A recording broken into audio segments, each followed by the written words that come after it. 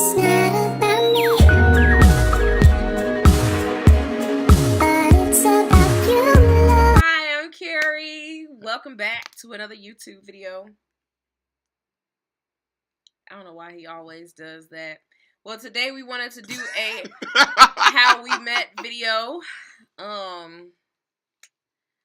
This is a near 12-year marriage and a Well, we got only how many more days? Oh, A week. 12 more days before Just a the week. 4th of September.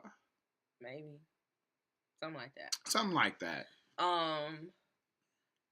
We've been friends since 1997 Yeah.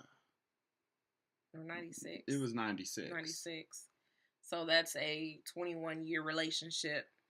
And we're only 33. Oh my gosh. I've spent 60% of my life with you. That makes it seem so long. And you don't seem happy about that. Are you happy with that? It seems like a whole lot of forever. I thought you said you wanted to be with me forever. See, this is what I have to deal with. I have to deal with, like, you see this? Like, she's acting like she doesn't want to be with me forever. I'm just being just normal me, you know what See? I'm saying? See, Cool cut, collected. It's just like, that's a long time. Like, let me pick out this part of your hair right quick. It's like pushed in that one little spot. Listen. Bam! Your gun bee is working. I look like Bobby, don't I? Don't tell me why do I spend my life. So, anyway, I think we came on to share how we met. So, I don't know, maybe you can share your side of it and I'll share mine, and then they'll be able to kind of put it together. Okay, so I want to say we met probably in, I'm going to say September of 96. Because I remember around that time my uncle had passed. And we had just gotten I got to get my charger. Lockers. We went to Southwood Junior High out of the south suburbs of Chicago, Illinois. And I just remember that what wound up happening was my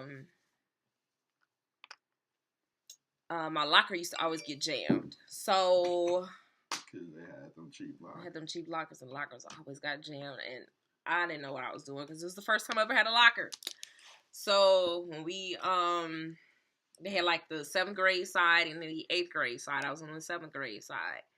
And I was fighting with my locker. I was frustrated because my uncle had passed away.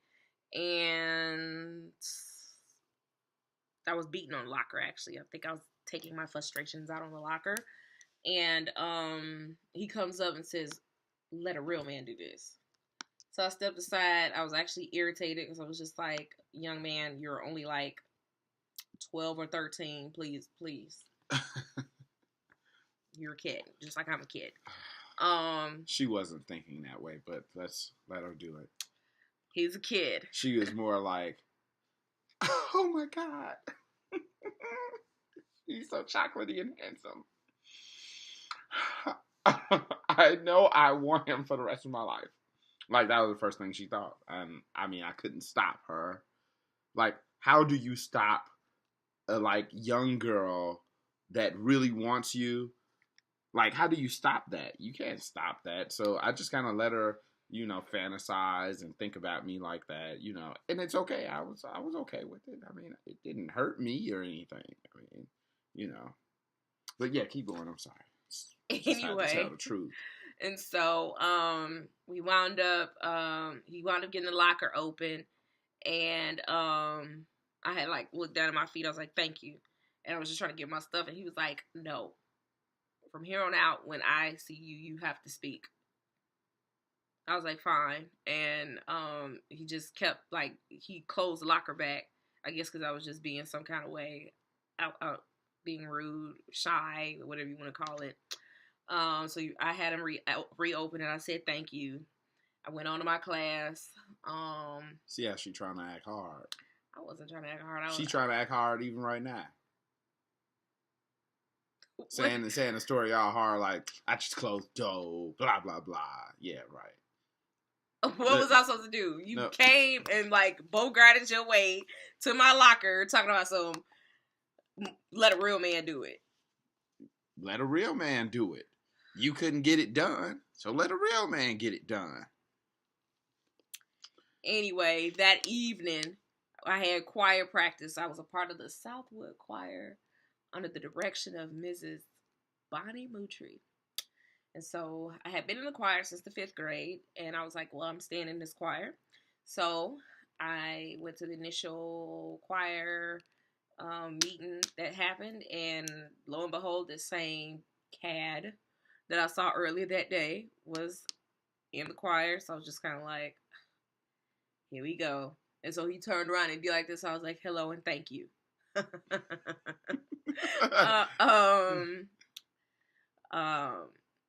After it was over, I had walked out. He walked behind me. He's like, do you need help with your lock? I was like, no, I'm going outside to my mom's car. And that was day one. That was day darn one. Because it has been consistently the same throughout the ages, where he just does stuff and he likes to press the button. So that was day one. Day two, he saw me in the hallway. He muscled his way behind my locker and was standing in my face. And so I was just kind of like, hi.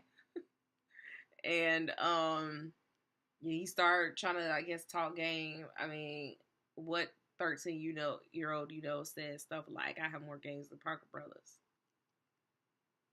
It's like, okay. I mean, it was the truth. Oh, okay. That's your statement. It's the truth. Okay. It was the truth. Okay. I had more game than Parker Brothers back then. What do you have now?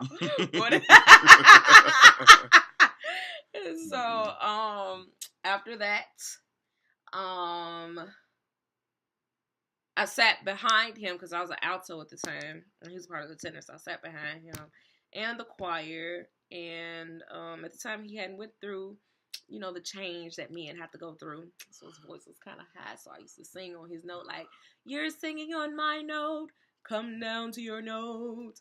And so that was not how that worked. Yeah, that's how it worked. We had an all-range tenor section where people like me that had the upper range like Mariah Carey and I could have a whistle tone to Michael Jackson all the way down to Tito. I mean, that she taught us to do that and sing all of the ranges. So she told us to sing what was natural, and you were just singing low, like you was a baritone or something up in here, like Isaac Hayes talking about some. I have range. Hey baby. I have range. No hate on it. Yeah. And so, I would see him every day. He found himself either around me in the commons, tripping me as I was walking. Why are you looking like that? That was so rude. Now that I'm looking back on it, like, I walk and he would like put his foot in between my foot so I could fall. What do you have to say for yourself? Some of this stuff is false. I gotta tell you. Nope. I was always a gentleman. That's number one. I would never find myself trying to trip a little girl. That's kind of like, just like I did not have relations with that. What? I did not have. The glove doesn't fit, so we must acquit. I didn't have relations with that woman. Yeah, I didn't make her trip and fall. I didn't put my foot in between her foot so that she would trip. Yeah, that never happened. Not to my recollection. Yes, I did see her around, but she was younger. So, I was one of those people that I only dated, talked to, hung out with older people, older women, whatever. And you talking about older women, I'm still younger than you right now. Yeah, which is a miracle. Like, it's an absolute miracle. All my friends were like, dude, why you keep talking to that one? Well, she you know what I'm saying? She, she a guppy. You know what I'm saying? Guppies need food too. You know what I'm saying? So, I'm a big fish in a small pond. So that was what it was. My friends knew what it was. You know what I'm saying? You just didn't know what it was. But you married me. Well, the reason why I married you, let's speed up this story, all right? So after 8th grade and all that stuff. Wait. We got to start at when we went to Canada and I prayed and your tail was like that. You walked into yourself, so that's wife material right there. Now what? Big fish in a small pond? Yeah, but I still wouldn't have dated you because you were like young, and I mean, it was like that's I don't wife mess material with right there. young people. It don't matter if you was wife material. I mean, there's a whole lot of people that can pray. There's a whole lot of people that can pray. I mean, heck, you still right here, 21 years later. And I liked other sopranos and altos at that time. How about that? But you still here. How about that? But you still here. Well, I managed to get here because God made me. That's what happened. God came down and told me to be with this cute one. So I was like, I do you this favor, Jesus, but you know what I'm saying? You got to bless me, right? Because no. Yeah. Dig in the grave. No. Yeah, you could pray back then, and I thought that was pretty cool because a lot of people didn't have a real prayer life. They didn't have like spirituality. They had, a lot of kids at that time was learning how to cuss. It was like we were learning how to cuss. So it was a whole lot of that going on, a whole lot of molestation happening inside of the boys and girls locker rooms. It was a lot of fights happening and all that stuff. So I mean, it was cool to see that someone had the same morals, the same values as I did, and what was it? Oh, man, we went to Toronto because we were in a singing group together. And, you were my favorite person to bug because, the truth of the matter is, like, I can't say their names because everyone would know them, right? We can't say their names, right? So we had friends that, I would flirt with and all that type of thing. But, it was always just in jokes and funs, kicks and puns, right? But we went to Toronto, and, she was just my favorite person to just flirt around with and hang out with and all that stuff. She was cute, small. She looked the same, actually. The same person you see right here, only she had black hair at that time. She grew this purple hair, the other day. So, shade. Well, I mean, the other day. You grew it the other day. It happens. So, I remember we were on the side of the bus because the bus had stopped. We were going into Toronto to do a concert / competition, and the bus stopped, and we were like, "Oh man!" So we were sitting, and then they allowed us outside of the bus, and I found her on the side of the bus, and she was just sitting there, because she was kind of like, kind of lame at that time. She probably had like 2 or 3 friends. I still have. She probably has about 7 friends now, like real friends. And so me, I was always pretty popular. People like me. I like me. So, it was pretty cool. So I went over and talked to her, hung out with her because I'm the type of person, I never want to see people just like...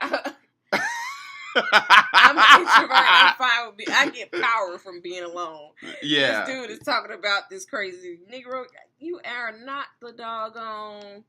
And see, I try not to use that word on lives and stuff like that. You ain't my God's gift to the planet. Yes, I am.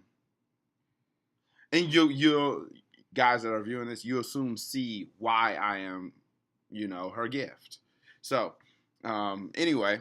And if you have seen previous videos, you know how much of a gift I am, really.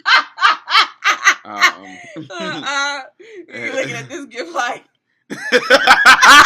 Take it back! Where my receipts, God? Can't take Jesus.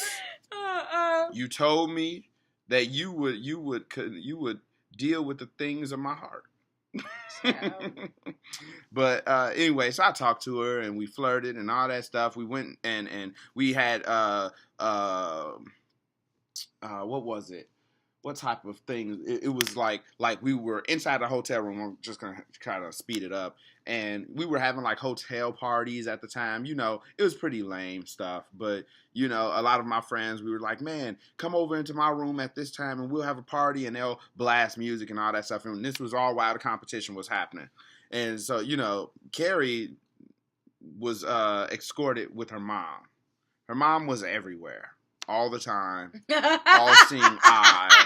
It was just like you just can't get away from her. So I was just like, well, you know, I'm good with parents. So you know, I just asked the moms, hey, can she come out to play sometimes? You know, I mean, it was just, and you know, I was a really respectful person, so her mom allowed her to come out sometimes and hang out with the rest of the friends, the girls and the boys, and you know, we had fun. I talked to her, we flirted around a little bit. I think she went to a lame party where they were passing out stick gum because everyone's breath was stank, banaka and stuff like that. You know, powder in the feet. We're talking 6th grade, 7th grade. 7th grade, Wait, grade. Yeah. I was in 7th grade, I think. No, and you were in 6th. I was in 7th grade. You were in 8th grade. You graduated in 97. I graduated from 8th grade in 98. Yeah, that's true. Mm-hmm. So you know, all that stuff happened, right? And so we went on. We sang at the competition. We won the competition. We had stellar voices. We had the trophy. All that stuff. Took it back to Southwood. And you know, when I think about it, and I think back, you know, we really had some good times. We had some really great times. She ended up going to another high school. Hillcrest. I went to Red Central, where you know the greatness goes, and so you know it was cool. You know, we didn't keep in contact, which we'll start another video and tell y'all about coming back into contact and what that looked like. So I know, right? We gonna end this video right here on how we met, and then we gonna come back with losing contact, regaining contact. Regaining contact. Bye. See you guys.